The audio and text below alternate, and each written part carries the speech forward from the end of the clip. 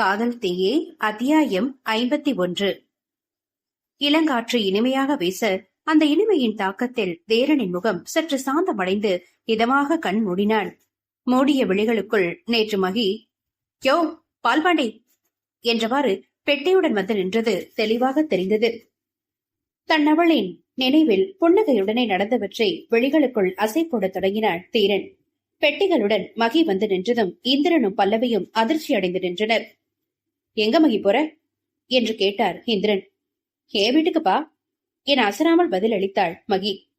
உனக்கு என்ன பைத்தியமாடி? எவ்வளவு நடந்ததுக்கு அப்புறமும் அவ கூட போறேங்கிற? இப்ப பேசி உன் மனச மாத்தி இருக்கலாம், ஆனா திரும்பவும் பழி வாங்குறேன்னு உன்னை எவனுக்காவது வித்துட்டா என்னடி பண்ணுவ என்று கோபப்பட்டார் பல்லவி. அதை கேட்ட தீரன் குற்ற உணர்வுடன் தலைகுனிந்து நின்றான்.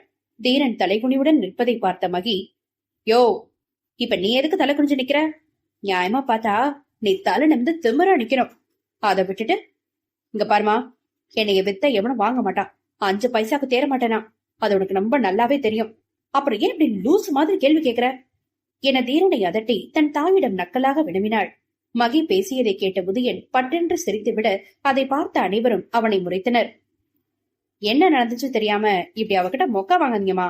அப்பா நீங்களாச்சும் கொஞ்சம் பொறுமையா கேளுங்க, தூரிக்கு எப்படி காயம் பிடிச்சு தெரியுமா என்றான் உதயன். அதைத்தாண்டா நான் முதல்ல இருந்து கேட்டுக்கிட்டு இருக்கேன், எவனாச்சும் சொல்லுங்களேண்டா என்று கொதித்தார் பல்லவி. அது வந்துமா என உதயன் ஆரம்பிக்க, நீரு நான் சொல்றேன், குருவும் அவங்களுக்கு ஞாபகம் இருக்காமா என ஆரம்பித்து தனக்கு மெசேஜ் வந்ததிலிருந்து தனியாக காபி ஷாப் சென்றது வரை கூறினாள் தூரிகை. தூரிகை கூறியதை கேட்ட இந்திரன், அவளை தனியா போக விட்டுட்டு நீ என்ன பண்ண மகி என மகியிடம் கேட்டார். மேங்கோ ஜூஸ் சாப்பிட்டேன். அட ஏன்பா என தாங்கள் அனைவரும் காடவன் வீடு சென்றது வரை கூறினாள் மகி. இவ்வளவு நடந்திருக்கா என அதிர்வுடன் நிற்க முடியாமல் அமர்ந்தார் பல்லவி. இது மட்டும் இல்லமா, இதுக்கு அப்புறம் தான் சீனே இருக்கு என அதற்கு பிறகு நடந்த அத்தனையும் கூறி முடித்தான் உதயன். நடந்த அத்தனையும் கேட்ட இந்திரனும் பல்லவியும் பேச வார்த்தை வராமல் கண்ணில் கண்ணீருடன் தீரனை பார்த்து, எங்களை மன்னிச்சிரு தீரா என கை குப்பினர்.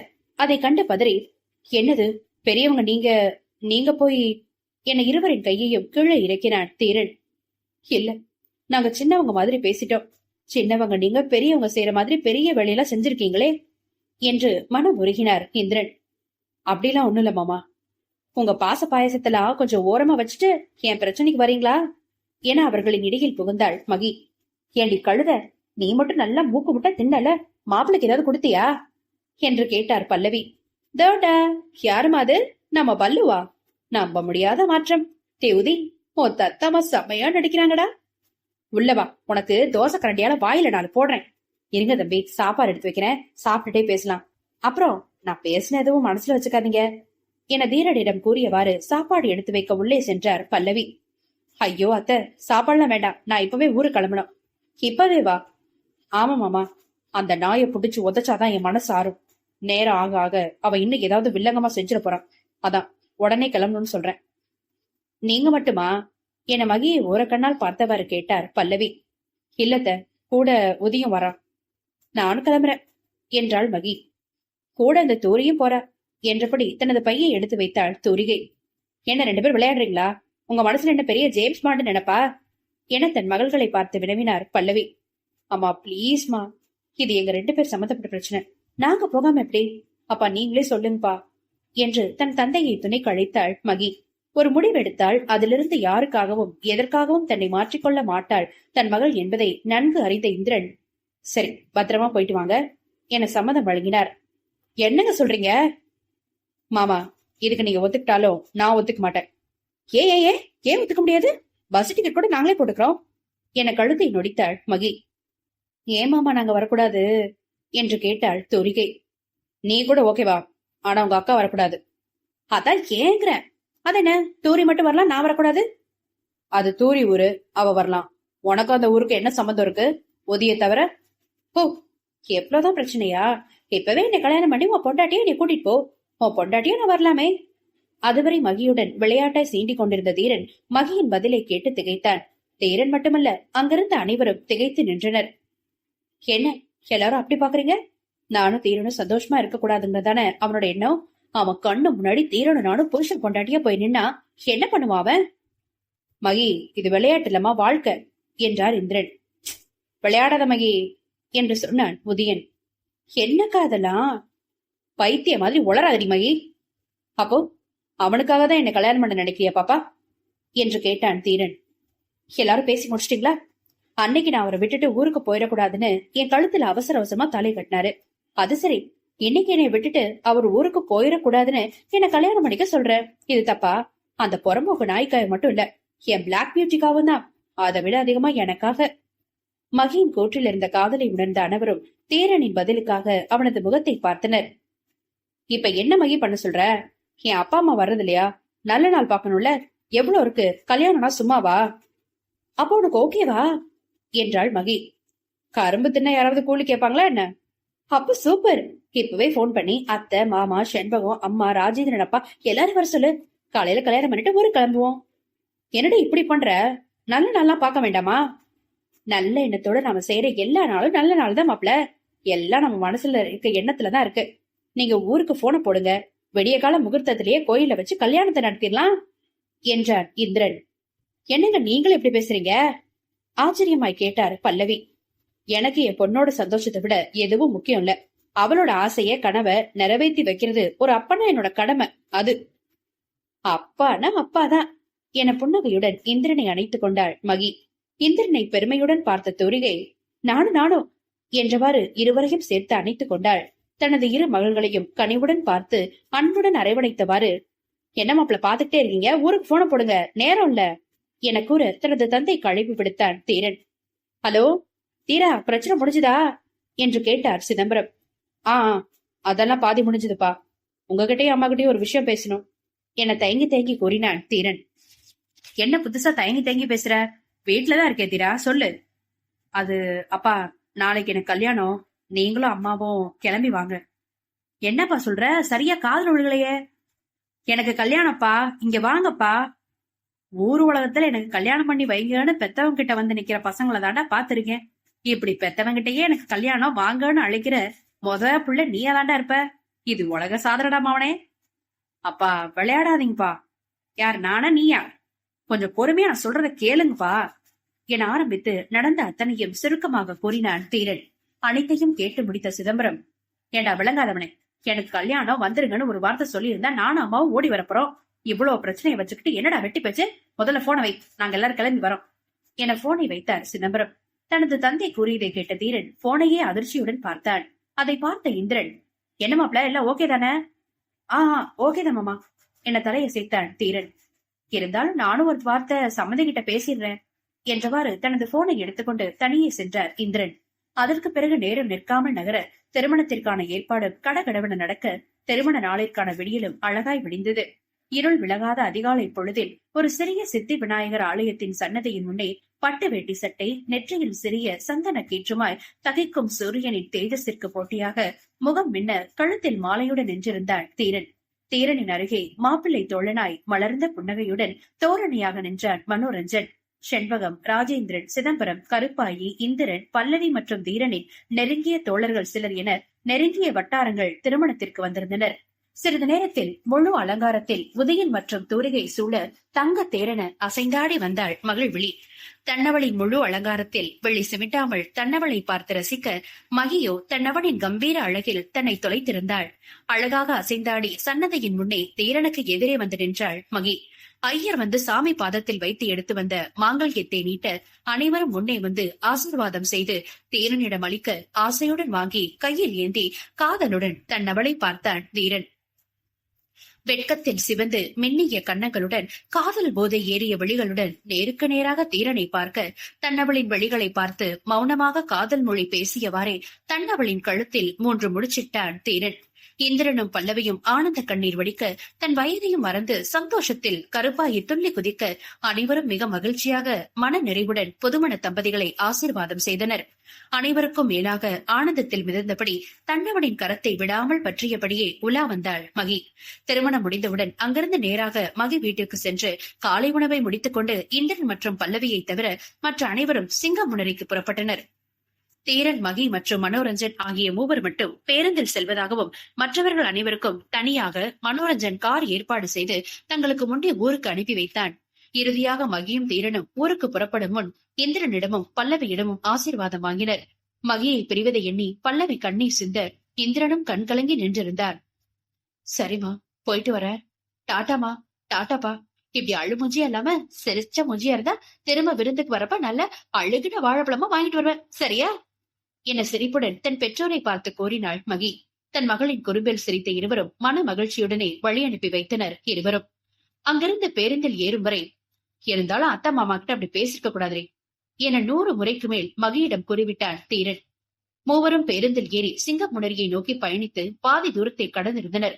நினைவுகளின் ஊர்வலத்திலிருந்து வெளிவந்த தீரன் பேருந்து பயணிக்கும் சுற்றுப்புறத்தை ஆராய்ந்தவன் தன் தந்தையின் தோளில் சுகமாய் மஞ்சம் கொண்டிருந்த மகியை மெதுவாக எழுப்பினான். மெதுவாக அசைந்தாடி விழித்தவள், ஊர் வந்துச்சா என கண்களை கசக்கினாள் மகி. இன்னும் கொஞ்ச நேரத்துல வந்துருடே, ஊருக்குள்ள போறதுக்கு முன்னாடி உன்கிட்ட சில விஷயம் பேசணும் என்றான் தீரன். சொல்லுடா என எழுந்து நன்றாக இருக்கையில் அமர்ந்தாள் மகி.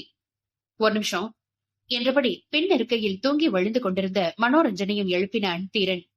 என்ன தீரா, ஊர் வந்துருச்சா என சோம்பல் நெறித்தவாறே கேட்டான் மனோரஞ்சன். இன்னும் கொஞ்ச நேரத்துல வந்துரும், அதுக்கு முன்னாடி நான் சொல்றத கொஞ்சம் கவனமா கேளுங்க என இருவரையும் பார்த்தான் தீரன். நாம ஊருக்குள்ள நுழைஞ்சதும் நம்ம பிளான் ஸ்டார்ட் ஆகிரும். மகி, நீ என்ன பண்ணணும்னா என தான் விரித்திருக்கும் வலையை பற்றி விரிவாக மகியிடமும் மனோவிடமும் கூறினான் தீரன். பொறுமையாக அனைத்தையும் கேட்ட மனோரஞ்சன், சூப்பர் அதிரா, மகிழ் எல்லாம் உன் கையில தான் இருக்கு என்றான். பார்க்கத்தானே போற இந்த மகியோட ஆட்டத்தை என நிமிர்வாக புன்னகைத்தாள் மகி. பேருந்து மெதுவாக சிங்கமுனரி கிராமத்திற்குள் நுழைந்தது. அத்தியாயம் 52. சின்னஞ்சிறு குருவிகளின் கீச் கீச் சத்தமும் அடர்ந்த மரங்களின் சில்லென்ற காற்றும் ஜன்னல் வழியே பட்டு தெரித்த மாலை நேர ஆதவனின் ஒலிக்கேற்றும் மகிழ் விழியை சொர்க்க உலகில் பயணிக்க வைத்தது. இயற்கையை ரசிக்கும் மகியை தீரன் புன்னகையுடன் ரசித்தபடி இருந்தான். எவ்வளவு நல்ல ஜோடி 2 பேரும் என அவர்கள் இருவரையும் பார்த்து ரசித்தான் மனோரஞ்சன். பேருந்து சிங்கமுனரி ஊருக்குள் நுழைந்து மெதுவாக பேருந்து நிறுத்தத்தில் நிற்க மகி, தீரன் மற்றும் மனோரஞ்சன் ஆகிய மூவரும் பேருந்தை விட்டு இறங்கினர். சுற்றிலும் பச்சை பசேல் என்று இருக்க குளுமையான காற்று வீசி அம்மூவரின் மனதில் உள்ள வெம்மையை சற்று குளிர வைத்தது. முதன் முறையாக தீரனின் ஊருக்கு வரும் மனோ சுற்றிலும் உள்ள வயல்வெளியை சுற்றி சுற்றி பார்த்து ரசித்தவாறே நடந்தான். தன்னவளை மேல் உள்ள பார்வையை சற்றும் விளக்காமல் புதுவித உணர்வுடனே நடந்து வந்தான் தீரன். போன தடவை ஒதி கூட இப்படி ஒரு லூச மீட் பண்ண போறேன்னு தெரியாமலே பாட்டு பாடிட்டு ஜாலியா வந்தேன், இப்ப கல்யாணம் பண்ணிட்டே வரேன் என நடந்தபடி கூறி மெதுவாக புன்னகைத்தாள் மகி. ஏண்டி, கட்டின புருஷன் உனக்கு லூசா? லூசுன்னு தான் சொல்லுவாங்க, என்ன மனம்? மனோரஞ்சனை துணைக்கு அழைத்தாள் மகி. ஆமாமா, நீ சொன்னா சரியாதான் இருக்கும் மகிழு என்றவாறு மகியின் கருத்தை பற்றினான் மனோரஞ்சன். டேய், அவ கைய விடுறா, அவளுக்கு இப்ப கல்யாணம் ஆயிடுச்சுடா, உன் கிரஷ் பிரஷ் எல்லாம் நீ மூட்டை கட்டி தூக்கி போடுற என மிகுந்த பொறாமையுடன் மனோவின் கையை தட்டிவிட்டான் தீரன். ஏன், அதெல்லாம் முடியாது, என் கிரஷ் கைய நான் பிடிப்பேன் என தீரனுடன் சண்டைக்கு நின்றான் மனோரஞ்சன். இங்கேயும் வந்து உங்க சக்காலத்திற்கு சண்டையை விடலையா? நீங்க இங்க சண்டை போட்டுட்டு இருக்கீங்க, அங்க என் ஃப்ரெண்ட பாருங்க என சிரிப்புடன் கூறியபடி பைக்கில் வந்து இறங்கினான் உதயன். அதுக்குள்ளே ஊருக்கு வந்துட்டீங்களா நீங்க என கேட்டபடி தீரன் மகியை திரும்பி பார்க்க அவளும் கரும்பு ஒன்றை ஒடித்து கடித்து சாப்பிட்டுக் கொண்டிருந்தாள். ஏண்டி, இங்க பேசிட்டு இருக்கவ நீ வாட்டுக்கும் அடுத்தவங்க வயல்ல கரும்பு ஒடிச்சு தின்னுட்டு வர, வயலே புடிச்சு கட்டி வச்சா என்ன பண்ணுவ என சிரித்தான் உதயன். மகிழ், எனக்கு கொஞ்சம் என்றவாறு மகியிடம் முட்டினான் மனோரஞ்சன். தேரன் பொண்டாட்டிய புடிச்சு கட்டி வைக்க இந்த ஊர்ல எவனுக்குடா தில் இருக்கு என உதயனை கண்டு புருவத்தை உயர்த்தியவாறு மனோரஞ்சனுக்கு ஒரு கரும்பு சென்று மீண்டும் ஒடித்து வந்தாள் மகி. இந்த வாய் கொண்டு குறைச்சல் இல்ல என முணுமுணுத்தவாறு உதயனின் தோளில் கை போட்டவாறு முன்னே நடந்தான் தீரன். என்ன உதய், நான் சொன்னதை செக் பண்ணியா என மனோரஞ்சனையும் மகியையும் பின்னே விட்டு உதயுடன் முன்னே நடந்தவாறு கேட்டான் தீரன். பண்ணிட்டேனே, கன்ஃபார்ம் தான், ஆனா என்ன காரணம்னு தெரியல, ஆளை பிடிச்சாதான் காரணம் தெரியும் என தன் பைக்கை தள்ளியபடி தீரனிடம் பேசியவாறு நடந்தான் உதயன். அதெல்லாம் புடிச்சிடலாம், நான் சொன்னதெல்லாம் ஞாபகம் இருக்கா? நீங்க சொன்ன மாதிரி அடிய வச்சுட்டேனே. ஆமா, மகி கிட்ட எல்லாம் சொல்லிட்டீங்களா? ஆள் யாருன்னு மட்டும் சொல்லல, நம்ம பிளான்லாம் சொல்லிட்டேன். இப்போதைக்கு ஆள் யாருன்னு நம்ம 2 பேருக்கு மட்டும்தான் தெரியும். மனோவுக்கு ஆளு தெரியும், அவன் போட்டோல பாத்திருக்கான். ஏன அவகிட்ட சொல்ல வேண்டியதானே? இப்ப சொன்னா அவ உணர்ச்சி வசப்பட்டுருவா. அதான் கூட நான் இருக்கேன்ல, நான் பாத்துக்கிறேன் உதய், உன் ஃப்ரெண்ட பத்தி கவலைப்படாத என உதயனின் தோளில் தட்டி புன்னகைத்தான் தீரன். இல்லன, என்னதான் பேசினாலும் செஞ்சாலும் இன்னும் அவ குழந்தை மாதிரினே, அவளை எதுக்காகவும் கஷ்டப்படுத்திடாதீங்க பிளீஸ். டே உதயா, அவன் என் பொண்டாட்டிடா அண்ணனும் தம்பியும் லவர்ஸ் மாதிரி அப்படி என்ன குசகுசன்னு பேசிட்டு வரீங்க என அவர்களின் இடையில் புகுந்தாள் மகி. ஒண்ணுல சும்மாதான். பஸ்ல நான் சொன்னதெல்லாம் ஞாபகம் இருக்கா மகி? அதெல்லாம் நல்ல ஞாபகம் இருக்கு. யூ டோன்ட் வரிடா புருஷா. இந்த குட்டி பிசாசு தான் நான் பாத்துக்கணும் ஆவுதி. இவ என்னை அடிச்சு அழுக வைக்காம இருந்தா சரிதான். என்னது, தேரன் அடிப்பியா மகள் நீ என கரும்பை சுவைத்தவாறு கேட்டான் மனோரஞ்சன். அப்பப்ப லைட்டா என விரல் நகத்தை கடித்தவாறு கால் கட்டை விரலால் நிலத்தில் கோலமிட்டாள் மகி. அப்படியா தீரா என ஆச்சரியமாக மனோ தீரனிடம் கேட்க மகியின் செயலில் சத்தமிட்டு சிரித்தான் முதியன். கரும்பு தானே திங்கிற வேலையை மட்டும் பாரு. இதோ வீடு வந்துருச்சு, வந்து தொலைங்க எல்லாரும் என கூறியபடி வேகமாக முன்னே நடந்தான் தீரன். டேய் டிஎஸ்பிடா நானு, ஒரு மரியாதை இருக்க எனக்கு என கரும்பை வென்றவாறு வீட்டை நோக்கி நடந்தான் மனோரஞ்சன். தீரனின் வீட்டு வாயிலில் அனைவரும் ஆரத்தி தட்டுடன் இவர்களுக்காக காத்திருக்க புன்னகை மாறா முகத்துடன் நால்வரும் வீட்டிற்குள் வந்து சேர்ந்தனர். கருப்பாயி மற்றும் செண்பகத்துடன் தனது தாய் பல்லவியும் நின்றிருப்பதைக் கண்டு, ஹே பல்லு, நீயும் வரன்னு சொல்லவே இல்ல, இதுல அழுது வேறு வடிஞ்ச என தன் தாயை கிண்டல் செய்தாலும் தனது தாயை கண்ட மகிழ்ச்சி மகியின் முகத்தில் அப்பட்டமாக தெரிந்தது. நீ குடும்பம் நடத்துற அழக நான் பார்க்க வேணாமா என எப்பொழுதும் போல் கழுத்தை நொடித்தாலும் தன் மகளை பார்த்து ஆனந்தப்பட்டார் பல்லவி. தாய் மகளும் பேசினா பேசிக்கிட்டே இருப்பீங்க, முதல்ல ஆரத்தி எடுத்து உள்ள வர சொல்லுங்க என அளவில்லா பொறிப்புடன் கூறினார் இந்திரன். என் மதனே இருக்கிற அழகுக்கு நிறைய கண்டுபடும், எல்லாரும் நகருங்க அங்கிட்டு என அகல புன்னகையுடன் ஆரத்தி தட்டுடன் ஒரு பெண் முன்னே வந்து நின்றாள். அதுவரை கண்டிராத அப்பெண்ணை புரியாமல் புன்னகையுடன் மகி பார்க்க, என்ன மதனி பாக்குறீங்க, நான் உங்க வீட்டுக்காரருக்கு தங்கச்சி முறை.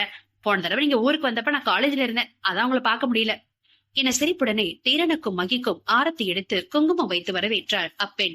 அதை கேட்ட மகி கேள்வியுடன் தீரனை பார்க்க அதற்கு தீரன் தீவிரமான பார்வையுடன் தலையசைத்து மகியின் கேள்விக்கு ஆமாம் என்று பதில் அளித்தான். அதற்கு இதழ் நிறைந்த புன்னகையுடன், நான் பாத்துக்கிறேன் என்ற செய்தியை அவனின் கரம் பற்றி அவனுள் கடத்தி தன்னவனுடன் வலது காலை எடுத்து வைத்து வீட்டினுள் நுழைந்தாள் மகி. பிறகு புதுமண தம்பதிகளுக்கான சடங்குகள் நடக்க அனைத்திலும் அப்பெண்ணை தன் அருகிலேயே வைத்துக் கொண்டாள் மகி. பிறகு மெதுவாக அவனிடம் பேச்சு கொடுக்க ஆரம்பித்தாள். உன் பேர் என்னமா? மஞ்சள் அழகி மந்தினி, மஞ்சள் கூப்பிடுவாங்க என புன்னகையுடனே கூறினாள் மஞ்சள் அழகி. மஞ்சள் அழகி, வாவ் செவனேம் இல்லையா மகி? ஆனா எனக்கு மஞ்சள் அழகி எப்படி என அதுவரை அப்பெண்ணையே வட்டமிட்டுக் கொண்டிருந்த மனோரஞ்சன் அவர்கள் பேசுவதை கேட்டு அவர்கள் அருகே வந்தான். அதை கேட்ட மஞ்சு மனோரஞ்சனை முறைக்க, பா பார்வையில என்ன பவரியா என்றான் மனோரஞ்சன். மனோ, நீ வழியிறது தெளிவா தெரியுது, கொஞ்சம் அப்படி போறியா, இல்லனா என் புருஷனை கூப்பிடவா என இதழ்களில் சிரிப்புடன் வெளிகளில் அங்கிட்டு போய் தொலையண்டா என்ற செய்தியுடன் கூறினாள் மகி. மகியின் வெளி செய்தியை வாசித்தவன் தீரன் பேருந்தில் கூறியதும் நினைவில் வர, நீ சொல்றதுனால போறேன், உன் புருஷனுக்கு பயந்து ஒண்ணு போல. ஏய் yellow beauty, I catch you later என மஞ்சுவிடம் லெட்டர் கணக்கில் விழிந்து விட்டே நகர்ந்தான் மனோரஞ்சன். மனோ செல்வதை பார்த்தவாறே, யாரு மாதிரி இது, சோழகுல பொம்மைக்கு சொக்கா போட்ட மாதிரி என கேட்டாள் மஞ்சு. அதை கேட்டு சிரித்தபடி, அது என் ஃப்ரெண்டு தான், அவனை விடு, நாம பேசுவோம் என மஞ்சுவிடம் சிரித்து சிரித்து நிறைய பேசினாள் மகி. இருவரும் சிரிப்புடன் பேசுவதை கண்ட தூரிகை பொறாமையில் வெந்தாள். சரியாக தூரியை கவனித்த உதயன், என்ன தூரி, கருக்கன வாசனை வருது என நக்கலுடன் கேட்டான். எவ இன்னைக்கு புதுசா மினுக்கிட்டு வந்து என் அக்கா கிட்ட சிரிச்சு சிரிச்சு பேசுறா, அவளை அப்படியே அம்மியில வச்சு அரைச்சு போடுவேன், ஒழுங்கா அவளை போ சொல்லு, என் அக்காவை யாருக்கும் நான் தரமாட்டேன் என பொறாமையின் மொத்த உருவமாக உருவெடுத்து நின்றாள் தூரிகை. தூரிகை கூறியது கேட்டு அடங்க மாட்டாமல் சிரித்தபடி, என்னடி இப்படி பேசுற, இதுல என்ன இருக்கு என்றான் உதயன். இங்க பாரு, ஒழுங்கா அவளை போ சொல்லு, என் அக்கா எனக்கு மட்டும்தான், என்னவோ என் புருஷன் எனக்கு மட்டும்தாங்கிற மாதிரி சொல்ற என சிரித்தான் உதயன். ஏன் புருஷன் பொண்டாட்டிக்குள்ள மட்டும்தான் பொறாம வருமா? அக்கா தங்கச்சிக்குள்ளேயும் வரும். என் அக்காவை எவ்வளவு உரிமை கொண்டாடிட்டு வரட்டும், வழக்கு மறுப்பிஞ்சிரும் என அதீத கோபத்துடன் கூறினாள் தூரிகை. அடியாத்தி, கொஞ்சம் நான் சொல்றத கேளேன் என தூரிகையிடம் அந்த பெண் யார் என்றும் மகி ஏன் அவளிடம் சிரித்து நெருங்கி பேசுகிறாள் என்பதையும் உதி கூற அதை அனைத்தையும் கேட்ட தூரி, ஓ அப்ப பேசிட்டோம், இருந்தாலும் இதை பார்த்தா எனக்கு பொறாம பொங்கி பொங்கி வருது, நான் அந்த பக்கம் போறேன் என நகர்ந்தாள் தூரிகை. நானும் வீட்டு கிளம்புற துறை, நாளைக்கு பல சிறப்பான வேலையெல்லாம் இருக்கு என தூரியிடம் கூறிவிட்டு வீட்டிற்கு புறப்பட்டான் உதயன். நேரம் துளித்துளியாக நகர மஞ்சு மகியிடம் விடை பெற்று அவளது வீட்டிற்கு புறப்பட்டாள். சிறிது நேரத்துக்குள்ளேயே மஞ்சுவிடம் நெருங்கி பழகி இருந்தாள். மஞ்சு கிளம்பியதற்கு பிறகுதான் சுற்றுப்புறத்தை ஆராய்ந்த மகி இரவும் நிலவும் மலரட்டுமே என்பதற்கிணங்க இரவு மலர்ந்து நிலவும் அழகாக மலர்ந்திருந்தது. சிறிது நேரத்தில் மகியை குளிக்க அனுப்பி அவளை மீண்டும் அலங்காரம் செய்து தேரனின் அறைக்குள் அனுப்பினர் உறவு பெண்கள். எவ்வித தயக்கமும் பதட்டமும் இன்றி தீரனின் அறைக்குள் நுழைந்த மகி கையில் இருந்த பாலை அங்கிருந்த மேசையில் வைத்துவிட்டு மெத்தையில் தொப்பென்று அமர்ந்தாள். தன்னவளின் நடவடிக்கையை புன்னகையுடன் பார்த்திருந்தவன், என்னாச்சு மகி என்றான் தீரன். அது ஒண்ணுல தீரா, இந்த அம்மா என்னமோ நிறைய சொன்னாங்க, அதான் என்னன்னு யோசிச்சுட்டு இருக்கேன் என தாடையில் ஒற்றை விரலால் தாளமிட்டபடி கூறினாள் மகி. ஏண்டி, உனக்கு இதெல்லாம் பார்த்து பயமா இல்லையா என சேலையில் மிளிரும் தன்னவளின் அழகை ரசித்தபடி கேட்டான் தீரன். ஏன் தீரா, உனக்கு பயமா இருக்கா? பயப்படாத, நான் இருக்கேன் என கூறியபடி அசதியில் கொட்டாவை விட்டபடி கூறினாள் மகி. எத, இவ பொண்ணா இல்ல பேயா? ஃபர்ஸ்ட் நைட் நினைச்சு எந்த பதட்டமும் இல்லாம இருக்கா? எதுக்கும் கால் இருக்கான்னு செக் பண்ணிடுவோம் என கீழே குனிய ஏதோ தடுத்து மகியின் காலடியில் பொத்தென்று விழுந்தாள் தீரன். குனிந்த தீரனை தள்ளிவிட்ட மகி சிரிப்புடன், என்ன தீரா, ஏன் காலெல்லாம் விழுகிற? உன்னைய கண் கலங்காம நான் பாத்துக்கிறேன்டா என்றாள் மகி. அடி கழுத என்றவாறு எழுந்து மகியின் அருகில் அமர்ந்தபடி, சரி மஞ்சு என்ன சொன்னா என்றான். அதுவா என மஞ்சுவிடம் பேசிய கதைகள் எல்லாம் வரிசையாக கூறிக்கொண்டே வர ஒரு கட்டத்தில் நிறுத்தி இரு கைகளையும் தீரனை நோக்கி தூக்கியபடி, மாமா தூக்கம் என தூக்க கலக்கத்தில் பாதி கண்ணை மூடியபடி கூறினாள் மகி. இதுக்கு மட்டும் மாமா வருமே, மத்த நேரத்துல எல்லாம் தீரா என புன்னகையுடன் தன்னவளை மழலையாக தூக்கி மெத்தையை சரி செய்து படுக்க வைத்து தன்னவளை தன் நெஞ்சில் அணைத்தவாறு தானும் உறக்கத்தில் ஆழ்ந்தான் தீரன். தீரனின் நெஞ்சில் சாய்ந்த அடுத்த நொடியே ஆழ்ந்த நித்திரைக்குள் சென்ற மகி அதிகாலையில் கண் விழித்தாள். எழுந்து வெளிவந்த மகி இன்னும் யாரும் எழாததைக் கண்டு விரைவாக அறைக்கு திரும்பி வந்து தீரனை எழுப்பினாள். தீரா, நேராச்சு, நம் கிளம்பணும், எந்திரி என தீரனை அசைத்தாள் மகி. தன்னவளின் ரகசிய குரலில் எழுந்து மகியின் கன்னத்தில் தன் முத்திரையை பதித்துவிட்டு புன்னகையுடன் வெளியே கிளம்ப ஆயத்தமானாள் தீரன். தன்னவனின் முத்தத்தில் சிவந்து பின் சுதாரித்து தானும் விரைவாக குளித்து கிளம்பினாள் மகி. இருள் விலகாத அக்காலை பொழுதில் தீரனின் பல்சரில் இருவரும் வீட்டில் யாரிடமும் கூறாமல் வெளியே புறப்பட்டனர். தீரனின் பல்சர் அங்கும் இங்கும் சுற்றி பிறகு சரியான ஒரு குறிப்பிட்ட நேரத்தில் மஞ்சள் அழகி வீட்டின் முன் நின்றது. தாலி அவன் கண்ணில் படுற மாதிரி வெளியே எடுத்து போடு மகி என கூறியபடி மஞ்சுவின் வீட்டு வாசலில் மகியுடன் வந்து நின்றான் தீரன்.